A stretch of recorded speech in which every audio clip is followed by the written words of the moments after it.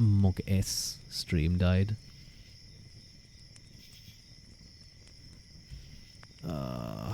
Hang on.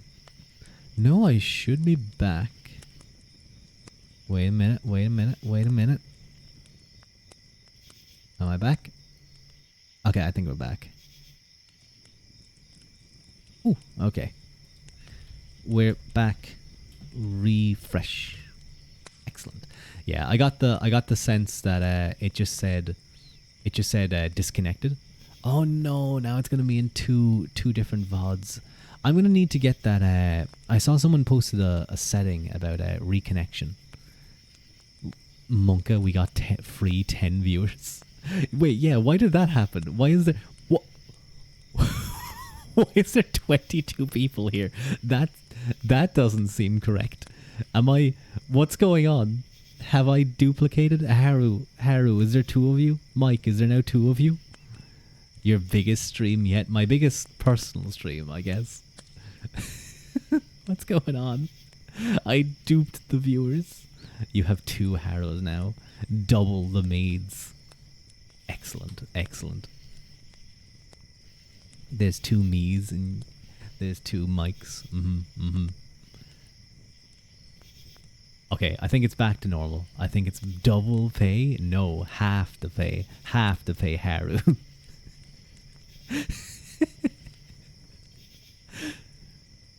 But yes, I believe it's back to normal. It's back down to around 8 or 10. What? Yes.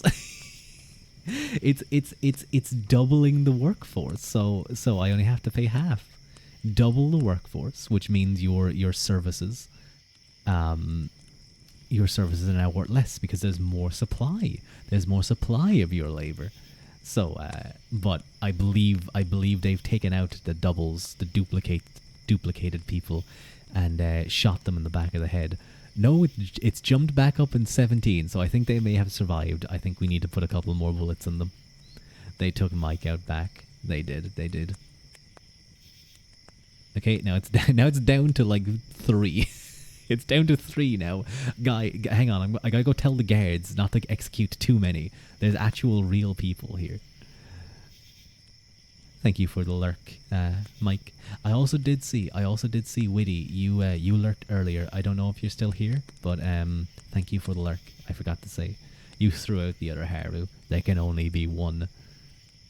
Especially because you realized it would impact your wages, and if it impacts your pay, that other Haru has to go. You're gonna go raid FF14 in the back. Enjoy, Mike. Enjoy. I hope you do whatever you do in Final Fantasy 14. I've never played those games. Well, yes, okay. I seem to be jumping between 5 and 20 viewers. I'll just let the guards know to continuously execute the duplicates. Tell Hannibal you love him. I will do so. Unfortunately, I believe his heart belongs to Scipio. They are each other's Oshis, of course. He should have brought siege engineers with him. He really should have. That would, like, if you could send a letter back to him, that would be the only thing. Toxic Yowie.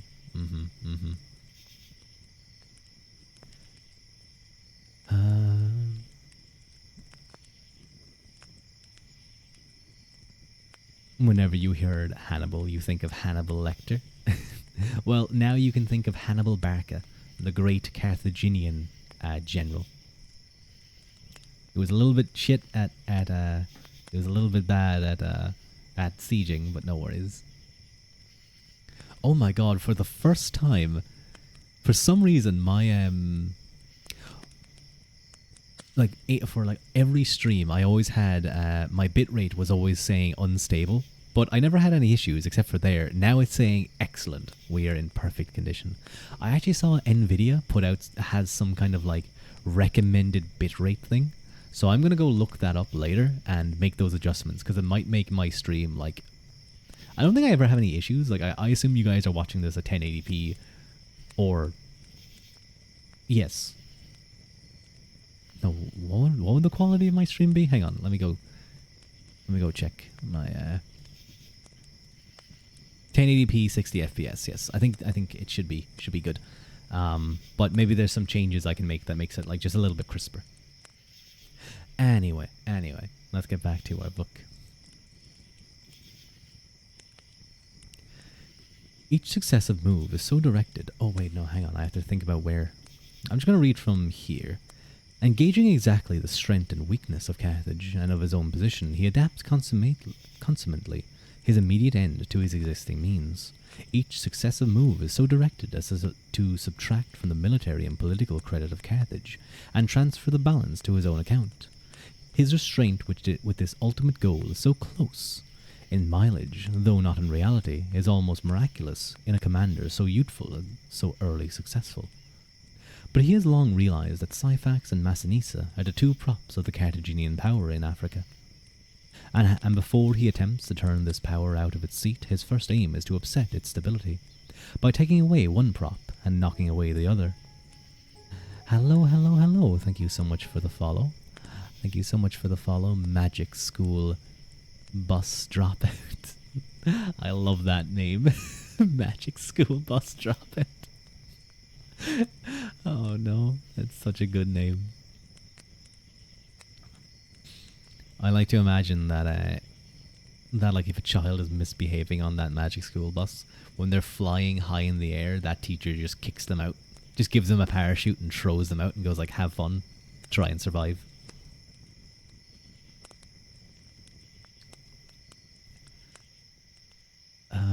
Just as he had gained this end, passion once more intervenes to threaten his military achievement as it previously thwarted his diplomacy.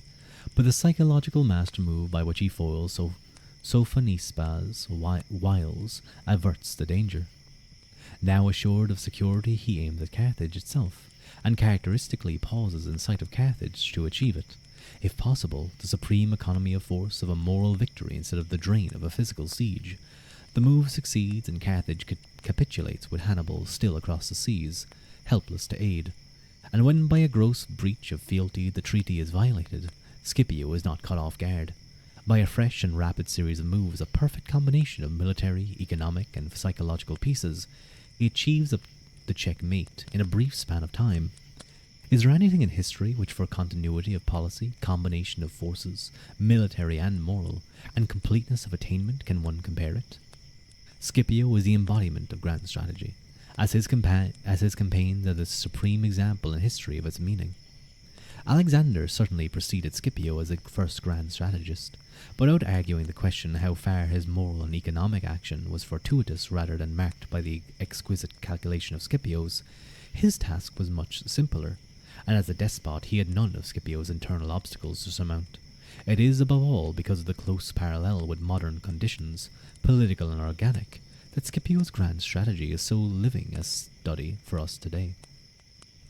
It is a shame that the author never looked at Philip II, Alexander's father, and his situation, because I think Philip is more could be argued as a match for Scipio Alexander, more than a match.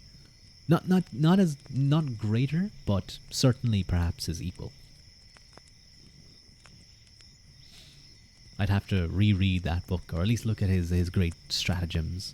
But he was definitely a capable man. Innovative, particularly.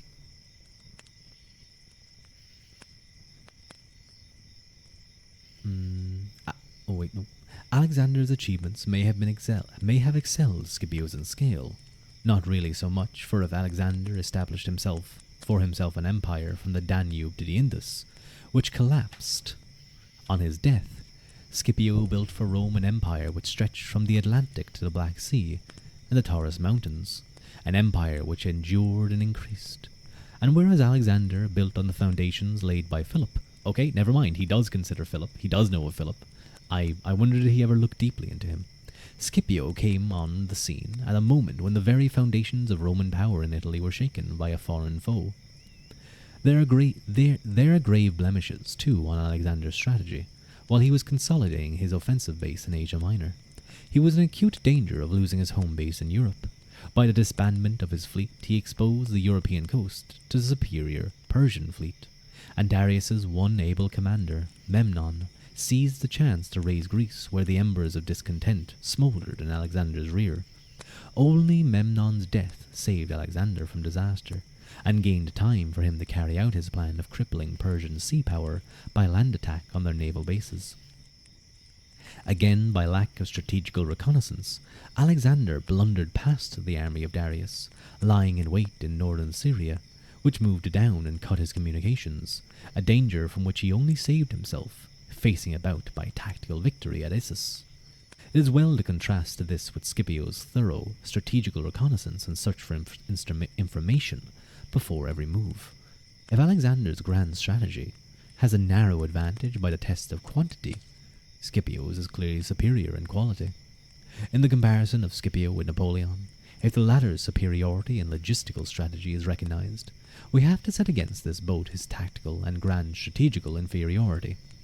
As a grand strategist, Napoleon's claims are marred not only by his failure to realize the aim of grand strategy, a prosperous and secure peace, but by his severe blunders over the psychology of his opponents, over the political and economic effects of his actions, and in the extravagant later use of his forces and resources. Finally, let us point out that while Alexander had the military foundations laid by Philip to build on, while Hannibal built on Hamilcar, Caesar on Marius, Napoleon on Carnot, Scipio had to rebuild on disaster. And again, I would say that Philip II of Macedonia had to rebuild on disaster too, effectively being hemmed in on all sides, threatened with effectively being carved up by the powers that surrounded him, having just seen his father killed by which group was it again? I can't remember which group. It was. I'm annoyed now, but the army, the Macedonian army, slaughtered right before his rise to power, where his father died. So again, Philip is in a precarious situation. From the comparison of generalship, we pass to the comparison of character. Here to enumerate at length the qualities which distinguished Scipio as a man would be wearisome. His moderation, his self-control, his human sympathy, his charm of manner, his magnetic influence over troops, shared by all the greatest captains. His exaltation of spirit, these have shone through his deeds and speeches. Of his private life we know little, save by inference. He married Aemilia, daughter of the consul Aemilius Paulus, who fell at Cannae, the marriage apparently taking place after his return from Spain and before his departure for Africa. From the solitary anecdote of two which survive, the marriage seems to have been a happy one, and Scipio to have shown more deference to his wife's opinion than was common at the time.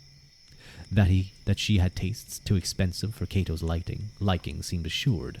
She was probably one of those leaders of Roman female society against whom he directed his complaints, that by wearing, quote, a garment of various colours on riding in a carriage drawn by horses, in the towns, they would undermine the social fabric and create discontent. The indulgence shown by Scipio to his wife and his breach with tradition in treating her better than his slave was certainly one of the factors which rankled Cato's mind. Of the moral influence distilled in Scipio's family life, the best proof is in an indirect one. Their daughter Cornelia was given in marriage to Tiberius Gracchus, apparently after he had so generously defended Scipio's reputation, and was the mother of the Gracchi. The way in which she carried out their education, and the principles with which she inspired these future reformers, make one of the history's noblest pages. Outside the domestic sphere, Scipio's influence on social history rests on his love for an introduction of Greek literature and philosophy. Quote, a man of great intellectual culture. He could speak and write Greek as well as he could Latin. He is said to have written his own memoirs in Greek. We don't have those, do we? Imagine if we had Scipio Africanus's memoirs. Guys, I'm feeling kind of painful. I'm feeling like almost really sad right now. Oh, that hurts. That really hurts. I just have to soldier on and feel that we'll never get that. It's lost to time. To his Greek studies he clearly owed that philosophy of life which permeates all his recorded acts and sayings. He seems to have taken the best elements from Greece and Rome, and to have blended them, refining the crudeness and narrowness of early Republican Rome, without diminishing its virility. So marked was his influence that he may, with some justice, be termed the founder of Roman civilization. To him is attributed the rise of manners, the origin of their taste for propriety, and of their love of letters. A rather touching instance is his own love of letters is enshrined in his friendship and admiration for the poet Ennius, a regard so profound that he left orders that after his death a bust of the poet should be placed with his in the tomb of the Scipios. Yet it was this very influence as an apostle of civilization and of the humanities that earned him the bitter animosity. As it stimulated the fear of Romans of old school. Cato and his kind might have forgiven his military success and his self-confidence, but nothing but his downfall could atone for his crime in introducing Greek customs, philosophy, and literature. It is not unlikely that this damaged him and undermined his influence even more than his contempt for pettier minds and his moderation to conquered foes. These are the only charges with which his enemies could bring against his character, and in this fact lies perhaps the strongest proof of his superior moral nobility. For the malice of an enemy will fasten on any conceivable weakness, and thus the charges levied against the great man form a standard of moral measure, which is one of the best of comparisons. From this test, Scipio alone of the great captains of antiquity emerges seatless of any charge that suggests a definite moral blemish. It is true that we can discount most of the charges brought against Hannibal, impiety, avarice, perfidy, and cruelty beyond the customs of his day. But Alexander, whether allowance we make in other accusations, stands convicted of want of self-control, violent outbursts of temper, and prejudice, cruel injustice as to Parmenio, ambitious egotism vaguing on megalomania, and ruffianism in his cups, or he was an alcoholic. Alexander was tarred with the brush of Achilles. Similarly, Caesar's many great qualities cannot disguise his sexual license, his political corruption and intrigue, and the predominantly selfish motives which inspire his work and achievements. There are interesting parallels between the career of Caesar and Scipio. Compare Caesar gaining the province of Gaul by intrigue and threat, Scipio the province of Spain at the call of his country in the hour of adversity. Compare Caesar forming and training an army for the conquest of Rome, Scipio for the salvation of Rome from her foreign foes. Compare Caesar crossing the Rubicon, Scipio the Bargadas, and their objects.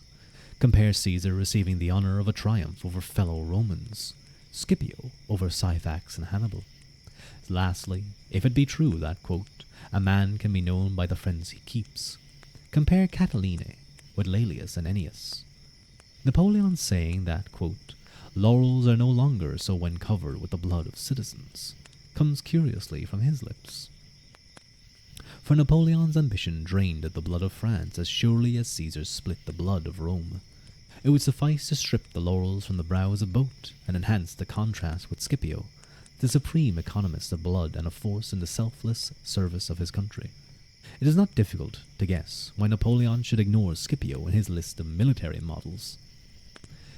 By any moral test, Scipio was unique among the greater captains, possessing a greater and purity of soul with which we might anticipate, not necessarily find, among the leaders of philosophy or religion, but hardly among the world's supreme men of action. I did just want to touch on the point that he mentions, all these claims against Hannibal. I don't know if he's going to talk about it more. I don't think so, but all these things were raised against Hannibal because, he was beating the shit out of the Romans. They hated the man. And, they were very much biased against him. So I think that's what he's saying there, where we can probably dismiss a lot of these. The clergyman, the man who a century ago was Scipio's one English biographer, and whose work suffers by its brevity, its historical slips, and the omission of all study of Scipio as a soldier, had yet one flash of rare insight and epigrammatic genius, when he said that Scipio was, quote, greater than the greatest of bad men, and better than a reputed best of good ones. greater than the greatest of bad men, and better than the reputed best of good ones. Last of all, we turn to Scipio as statesman, the part of his grand strategy which lies definitely in the state of peace. We're almost at the end. The Abbé Serran de la Torre, who compiled a life of Scipio in 1739, dedicated it to Louis XV, and in his dedication wrote, quote, "A king has only to take for his model the greatest man by far in the whole of Roman history, Scipio Africanus. Heaven itself seems to have formed this particular hero to mark out the rulers of this world in the act of governing with justice. The lesson, we are afraid, was lost on Louis XV, a man who at the council table, quote, opened his mouth, said little, and thought not at all, whose life is as full of vulgar vice as it is bare of higher aims. We suspect the Abe of a capacity for subtle sarcasm." When Scipio came on the stage of history, Rome's power did not even extend over the whole of Italy and Sicily, and this narrow territorial sway was gravely menaced by the encroachments and still more the presence of Hannibal. At Scipio's death, Rome was the unchallenged mistress of the whole Mediterranean world, without a single possible rival on the horizon. This period saw by far the greatest expansion in the whole of Roman history, and it was due either directly to Scipio's actions or made possible by him. But if territorially he stands out as the founder of the Roman Empire, politically his aim was not the absorption, but the control of the other Mediterranean races. He followed, but enlarged, the old Roman policy. His purpose, my voice broke. His purpose, not to establish a centralized, a despotic empire, but a confederation with a head, in which Rome should have the political and commercial supremacy, and over which her will shall be paramount. Here lies the close parallel with modern conditions, which gives to the study of his policy a peculiar and vital interest. Caesar's work paved the way for the decline and fall of Roman power.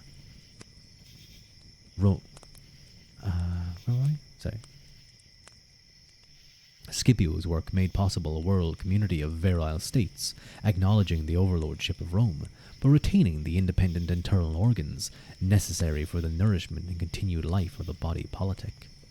Had his successors possessed but a tithe of the wisdom and vision of Scipio, the Roman Empire might have taken a course analogous to that of the modern British Empire, and by the creation of a ring of semi-independent and healthy buffer states around the heart of Roman power, the barbarian invasions might have been thwarted.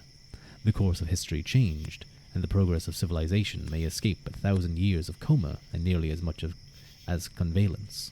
So I'm going to disagree here with that 1,000 years of thing. That's very much at this period, the view of the medieval age as a dark age is heavily set in. It's very much a thing that just around that time period. Nowadays, it's a lot more open. Like, there was definitely a period of not good, very bad times after the fall of Rome, but it's not as terrible as it's often laid out to be. The view of the Dark Ages. The Dark Age term refers to lack of written records, which more have been found since then, so it's not as dark as it seemed. And also it came from the perspective of Enlightenment writers wanting to feel better and morally superior. They were progressives. They wanted to see themselves as the next stage in the evolution of man. And so they had to of course, denigrate those that came before them, and look back to Rome and to Rome and manifest destination. Sort of. It was more so. It was more earlier than that, but it definitely has the feel of. They took on like kind of Rome and Greek as the pinnacle of civilization, and so when they looked back and they saw these, the church and medieval Europe being very different to that. Especially Gothic churches, which kind of push away many of the aspects that were more in the classical church building. They see that as a fall away from what was kind of good and proper. So they were very much critical of that. So I will say, I think, maybe there's a bit of a, much of this book is definitely a time period, but I think, the actual history aspect is very important.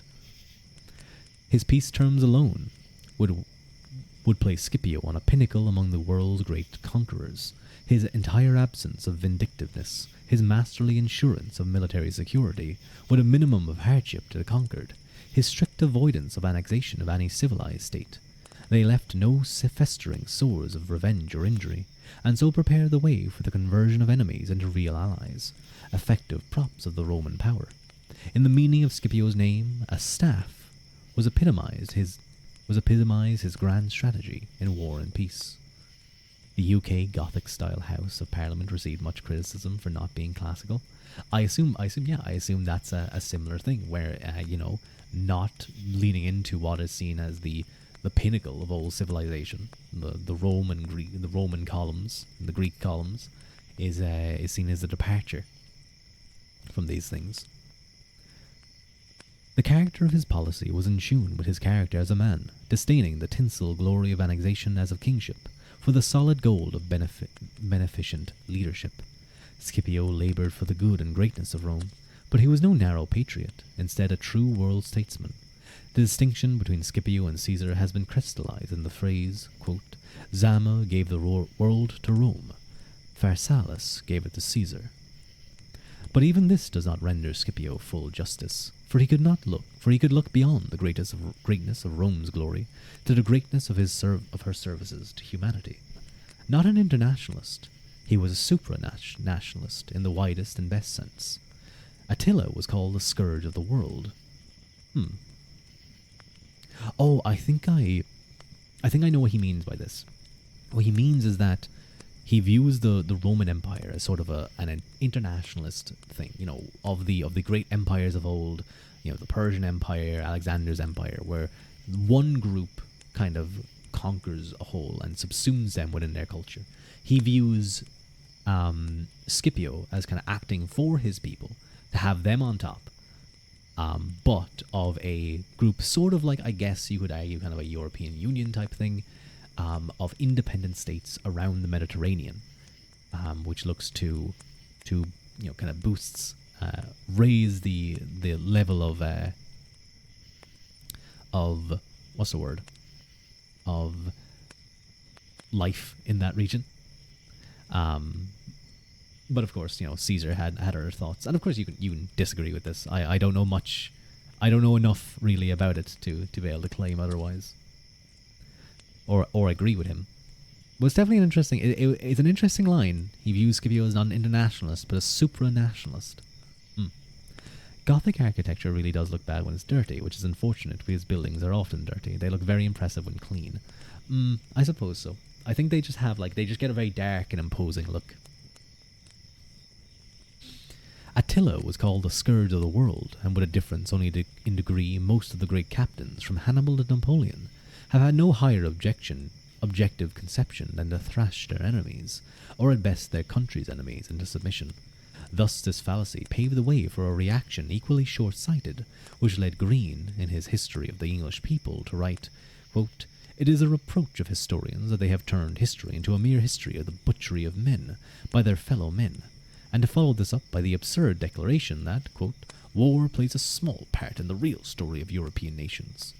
So arose a very large modern school of historians who sought, irrationally, to write history without mentioning, let alone studying war. To ignore the influence of war as a real-world force is to divorce history from science, and to turn it into a fairy tale. The grand strategy of Scipio is a signpost pointing to the true path of historical study. Scipio could administer military beatings at least as effectively and brilliantly as any other in the greater captains, but he saw beyond the beating to its object. His genius revealed to him that peace and war are the two wheels on which the world runs, and he supplied a pole or axle which should link and control the two to ensure an onward and coordinated progress. Scipio's claim to eternal fame is that he was the staff, not the whip, of Rome and of the world. And that is the end of that book. So, I hope you guys enjoyed that book. I certainly did. I'm really glad to have gotten a deep kind of insight into Scipio and all of his various battles and some very fun stories about him. Once upon the fall of Rome, St. Jerome is going to say, in one city the whole world has died. You reach the end of the book. The last bit is just a bibliography, but I read that at the beginning, where he kind of rejected the idea of having a bibliography like hundreds of pages, hundreds of books long. He just quotes like kind of the main people, and is like, "Yep, that's it." I think I kind of ruined the flow just a little bit at the very end. I guess I didn't realize it was so close to the end by talking there. I bet you read the publisher information as well and the preface. You don't read the prefaces. You don't read about like, okay, so I'll skip the very end of them where they're just thanking a load of people. But no, in this one the preface was great. But okay, let me see. It is. Yeah, I've been going for 2 hours, so I do need to. You always test the water with prefaces. Yeah, when I first read this book and I read the beginning, I was like, no, this is definitely a book to read on stream. It's so well written. It's just so nice to read.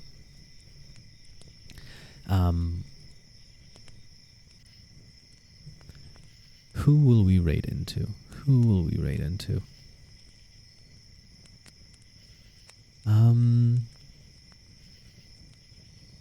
I kind of want to raid into one of my friends who I haven't, who I haven't raided into in a while. Ooh, you know what? We're going to raid into. No, wait, hang on. Let me double check real quick. Following.